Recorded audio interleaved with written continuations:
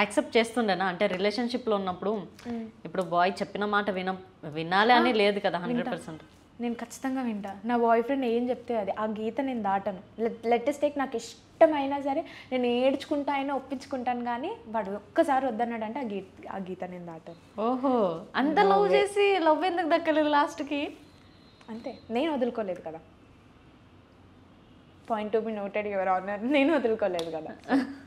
Can't help. మనం ఒకరిని force చేయలేం కదా నా లైఫ్. తర్వాత ఎప్పుడు కాల్ మెసేజ్ తను చేయలేదా మీకు? మీరు నో. 1 year డిప్రెషన్లో ఎప్పుడు కాంటాక్ట్ అవ్వలే? అదే ఎలా కాంటాక్ట్ అవుతా? తన లైఫ్లో ఇంకొక అమ్మాయి ఉంది, తనతో ఉన్నాడు. ఇందాక గర్ల్స్ గ్యాంగ్ గురించి మాట్లాడారు. తాగినప్పుడు డిప్రెషన్లో ఎక్స్ని గెలుకోవడం మాట్లాడడం అలా ఎప్పుడు ట్రై చేయలేదా? లేదు, నో. అంటే నా ఫ్రెండ్స్ చాలా ట్రై చేశారు. అరే ఏడుస్తుందిరా, ఏమి ఏడుస్తుందిరా, ఎందుకురా ఇలా చేసా, ఏట్రా అని బాధ. ఆ అబ్బాయి ఏం చెప్పారో ఈ ఫ్రెండ్స్ నాకు చెప్పారు ఆబ్వియస్గా, ఎందుకంటే నేను హర్ట్ అవుతానేమో అని.